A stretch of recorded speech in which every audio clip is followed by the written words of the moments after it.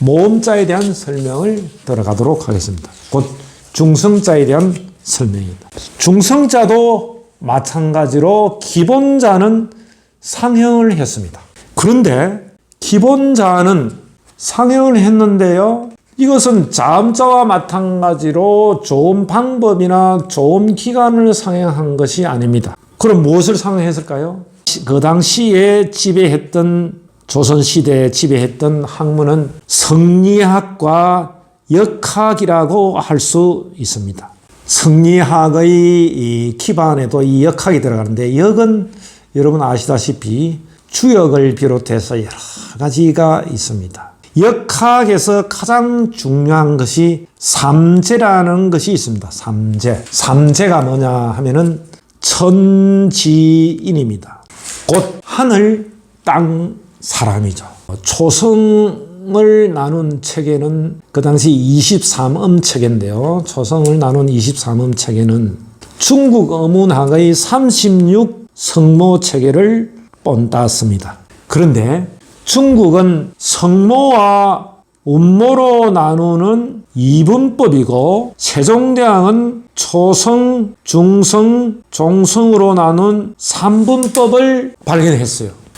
그러면 중성 체계는 새로 세워야 됐어요. 다시 해서 중국에서 나눈 오음 체계, 아설순지어, 그 다음에 전청, 차청, 전탁이라는 전탁 체계, 청탁 체계와 우리 초성 체계를 맞출 수 있었지만은 중국에는 운모라고 해서 중성과 종성을 합친 것을 한 단위로 본 운모 체계로 두었기 때문에 세종대왕은 중성을 따로 떼어내어서 모음 체계를 새로 만들고 싶었던 거예요. 그러니까 중국의 운모 체계를 따를 수가 없어요. 그러면 새로 체제를 만들어야 돼요. 그래서 제가 거듭거듭 말씀드립니다마는 한국의 초성체계, 그 다음에 초성자 체계는 중국의 36 성모체계, 사모체계를 본떠서 그 다음에 그것을 기반으로 해서 문자를 만들었지만은 한국의 중성체계, 훈민정음의 중성체계, 그 다음에 현대의 그 모음체계는 완전히 세종대왕이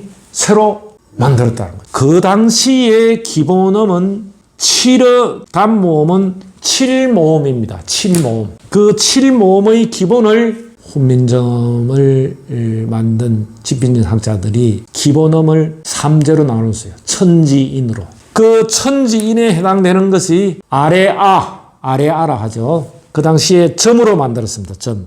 아래아음. 이것은 IPA에서는 아래아음을 현대에 어떻게 고정을 하느냐 하면 V자를 거꾸로 한 이 삭갓 발음이 되겠습니다. 그 다음에 소리, 지금의 소리와 같은 소리입니다. 그 다음에 이 소리. 이 아래아와 이를 그러면 어떻게 문자를 만들 것인가 고민을 많이 했겠죠. 이것의 자질이 뭐라고 했냐면은 그 당시 훈민정음에서는 설축성심이라 했어요. 설축성심. 설축과 성심은 뭐냐면은 혀는 오그라들고 소리는 깊다 했어요. 자, 이 추상적인 것을 어떻게 그 당시 집필진 학자들이 해석을 했느냐 하면은 양으로 해석을 했어요. 자, 이 역학에서나 음양 오행에서 양성의 대표적인 것은 뭐죠? 하늘이죠. 자, 그러면 이 하늘을 어떻게 나타낼 것인가? 사실 하늘은 높이 넓은 이런 하늘인데 어떻게 드러낼 것인가? 둥글게 나타내자니까 이미 자음자에서 동그라미를 만들어 버렸어요. 그러면 어떻게 나타낼 것인가? 점으로 나타냈어요. 그 다음에 으라는 소리는 설소축, 혀가 조금 오그라들고 성불신불천, 소리는 깊지도 얕지도 않더라 라고 하는데 이것을 어떻게 해석했느냐? 음성으로 해석했어요. 음성. 이 음성이라는 것은 거늘 음자를 써서 양음의 음양오행의 음으로 해석했다는 거예요. 음의 대표적인 것은 뭐죠? 땅입니다. 그런데 땅을 상징하는 건 어떻게 문자로 표시하죠? 땅은 울퉁불퉁하고 산도 있고, 그런데 이걸 가로선으로 표시를 했어요. 그 다음에 이 어문은 설불축, 그 음성 자질은 설불축, 성천. 혀는 오그라들지 않고 소리는 얕더라. 이 하니까 소리는 얕죠. 하는 소리는 깊지도 얕지도 않더라 있다라는 거죠. 이것을 중성으로 해석을 했어요. 중성으로. 중성이란 뭐죠? 중성이 대표적인 것은 하늘과 땅 사이에 무엇이 있습니까? 인간이 있죠. 사람을 상징해서. 그러면 사람은 한자에서는 사람은 두 다리로 간다 해서 사람 인자를 이렇게 했는데 왜 인으로 이래 하는 거 세로선으로 표시를 했죠? 그런데 이렇게 천지인 하늘 땅 사람을 모방해서 이를 이라는 문자를 만들었다고 하는데 이 소리를 문자로 만드는데 저는 세종대왕은 철두철미한 기호학자다. 왜 그럴까요? 자, 보십시오. 아까 자음자는 초성자는 좋은 기관 모양이나 좋은 박물 모양에서 가획과 합성을 해서 만들었죠. 그런데 이 모음자는 새롭게 만들어야 되는데 어떻게 생각했을까요? 기본자를 이렇게 생각해요. 왜 제가 기호학자라 생각하냐면 가로선, 세로선, 점 이것만 있으면 모든 문자를 다 만듭니다. 이것을 이용한 것이 뭡니까? 이 삼성 휴대폰에서 천지인을 가져간 것이에요. 세계 여러 모음자가 많지만은 모음자 아어인 천지인 세자로 모든 모음자를 표기할 수 있는 게 한글 말고는 더 어디 있습니까? 그래서 세종대왕이 저는 깊이 생각했다고 봐요. 가로선, 세로선, 점만 있으면 모든 기호를 다 만들 수 있다고 생각을 한 거죠. 그래서 이렇게 이를 만들었습니다. 그래서 저는 세종대왕이 뛰어난 기호학자였다. 그 다음에 아까 제가 단모음이 7음이라 했죠. 1음 모음입니다. 그 다음에 나머지 음이 뭐냐면 오, 아, 우, 어입니다. 오, 아, 우, 어. 이 오, 아, 우, 어의 음성자질은 훈민정음에서 어떻게 설명했느냐 하면은 양과 구축이다. 양 플러스 구축이다. 양 더하기 구축이다. 여기서 구축은 뭐냐 하니까 오그라들다. 아까 오물이다라는 뜻하고 거의 비슷한데 어쨌든 이거 요즘 뜻으로 하면 구축은 원순이라는 뜻입니다. 혀를 이렇게 입술을 이렇게 오므린다. 입술을 오므린다. 양과 구축. 이렇게 오를 어떻게 나타내냐? 양과 구축. 이렇게 우리가 오 소리를 내면 이 입술이 이렇게 동그라지죠. 오. 그 다음에 아는 양과 구장이라 했습니다. 구장은 입구자의 필장인데 입술을 펴라. 이렇게 입술을 펴라. 그 다음에 우는 은과 구축이다.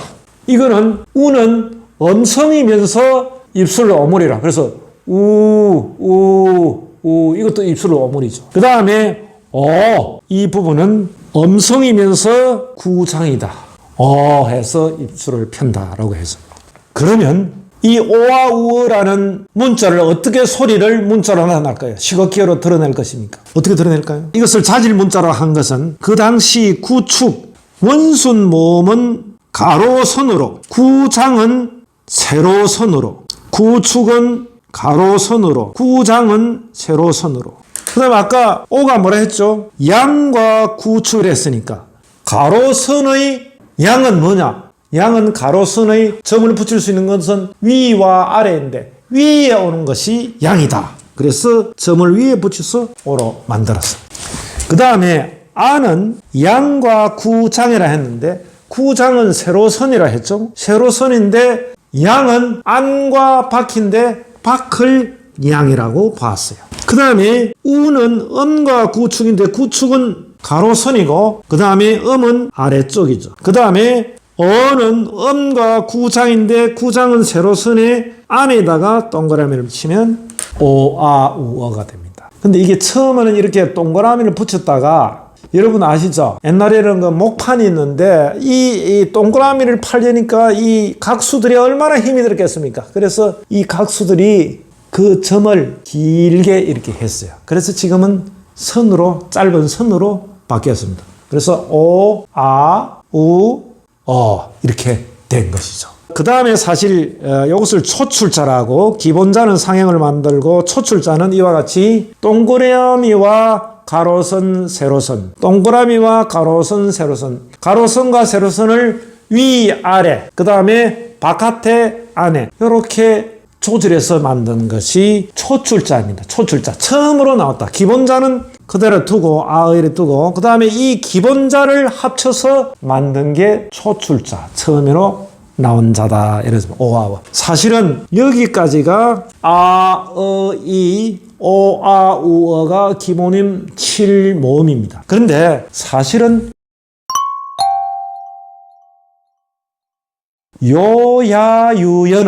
요야유연은 현대 어문화에서 보면 이중모음입니다. 물론 세종대왕도 집현학자들도 이것이 이중모음이라는 것을 알았습니다. 왜냐하면 기어이 이에서 시작한다. 그러니까 요라는 것은 이오, 이아, 이우, 이어 이에서 시작하는 것이기 때문에 이중모음이라는 걸 알았습니다. 그런데도 불구하고 이것을 새로 만들어 가지고 다시 얘기한다면 다른 문자들은 모음자들은 합쳐서 만들었자면 이것은 처음으로 만들었어요. 한자로 만들었어요. 그러니까 요야유여를 사실은 요야유여를 오와 아 이렇게 와로 요를 이오 이오 해서 줄과 오로 만들어도 됩니다. 그러면 이거는 글자가 복잡해진다 해가지고 이중모음이 있지만은 한자로 만들었어요. 이 한자로 만든 이유는 뭘까 제가 곰곰이 생각해 보니까 그 당시 요야유연은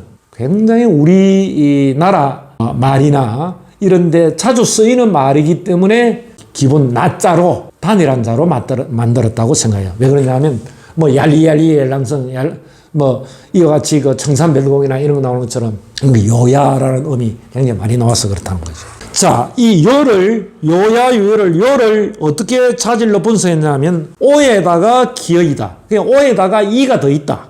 야는 뭐냐? 아에다가 이가 더 있다. 앞에 앞선다. 그 다음에 유는 뭐냐? 우에다가 이가 앞선다.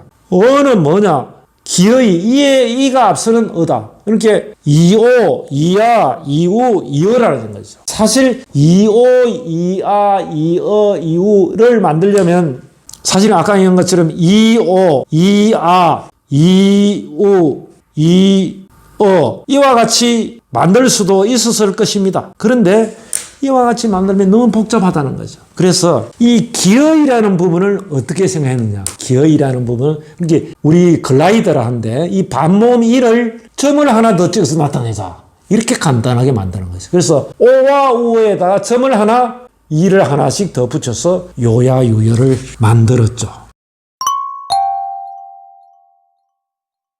다시 모음자를 정리하자면은 기본자는 상행을 했고요. 이 상행을 했는데 굉장히 추상적으로 상행했다. 아까 그렇죠? 뭘 상행했죠? 천지인을 상행했으니까. 소리를 듣고 이것을 문자로 만드는데 하늘, 땅, 사람을 상행했다.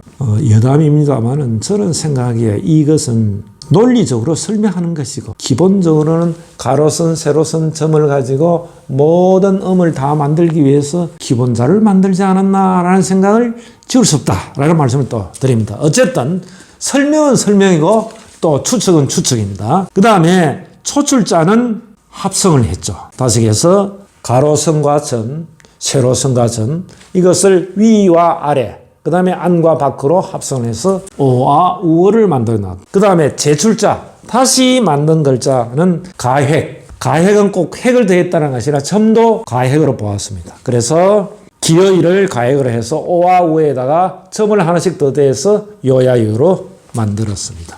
결론적으로 설명을 하자면 초성자나 중성자나 모두 상형, 가획, 합성으로 다 만들었습니다. 그래서 초성자는 기본자는 상형을 하고 그 다음에 전청자와 차청자는 1차 가획, 2차 가획을 하고 그 다음에 전탁자는 초성자를 다시 병서해서 만들었습니다. 물론 연서법이라 해서 설경음 리얼과 순경음 비업, 순경음 미음 같은 것이 있었습니다. 이거는 일반인들한테 좀 복잡합니다만은 이 부분은 다음 기회에 자세히 설명하는 기회를 하겠습니다. 그 다음에 모음자도 제자 원리는 상형과 가획과 합성이다라는 거죠. 그 순서는 다르죠. 처음에 기본자는 추상적으로 천지인을 상행해서 점과 가로선과 세로선을 만들고 그 다음에 초출자 오와 우어는 가로선과 세로선을 만들어 놓고 오는 위에 우는 밑에 아는 바깥에 어는 안에 잡고 오아 우어를 만들었습니다. 그 다음에 요야 유에는 오아 우어에다가 점을 하나씩 더 붙여서 만들었습니다. 이것은 제출자는 그래서 가획이라고 했습니다. 초성자와 중성자가 제자 원리는 상형, 가획, 합성의 세 원리를 이용했고요. 물론 순서는 모음자는 합성이 먼저고 가획이 나중입니다만은 어쨌든 이 세 원리를 가지고 초성자와 중성자를 만들었다고 할 수 있겠어요. 그러면 종성자는 어떻게 했을까요? 종성자는 종성부용 초성. 종성자는 새로 만들지 않고 초성자를 다시 사용한다. 이것이 위대한 발견을 했죠. 왜요? 만일에 초성자를 따로 만들었다면 1음소 1문자의 원칙도 되질 않고 음소의 변이음을 다르게 표기하는 문자가 이중으로 늘어나는 문제가 생겼을 것입니다. 그래서 정리를 하자면 한글은 우수 문자의 기준에 다 부합을 하고 그 중에서도 규칙성과 체계성을 가졌기 때문에 우리 한글을 가장 과학적이고 체계적인 문자라고 하고 있고 세계의 모든 언어학자들이 이렇게 한글을 칭송을 했습니다. 메킨 라이샤오라는 사람이 The Great Tradition이라는 책에서 어떤 세계 나라에서 사용하는 표기체계 중에 가장 과학적인 표기체계다 라고 했고요. 호스라는 사람은 Far Eastern Language Institute 극동 언어 연구소에서 세계에서 가장 좋은 문자다, 알파벳이다 라고 있고, 이 제프리 샘슨은 1985년 라이팅 시스템이라는 책에서 세계 유일한 자질 문자 체계다. 문자의 체계와 음성 체계가 서로 대응되는 자질 문자 체계라는 용어를 처음으로 세계 최초로 사용하고 그것도 한글 때문에 사용을 했습니다. 총균세라는 것을 지은 자네드 다이아몬드는 디스커버리 6호에서 이렇게 얘기했습니다. 기하학적인 특성, 자질적 특성, 존박국적 상형, 음소 문자, 음절 문자의 장점, 세계 문자에서 이런 문자는 없다. 그래서 총균세에서 한글을 극찬한 것을 그 뒤에 부록으로 실긴 것을 나는 보았습니다. 감사합니다.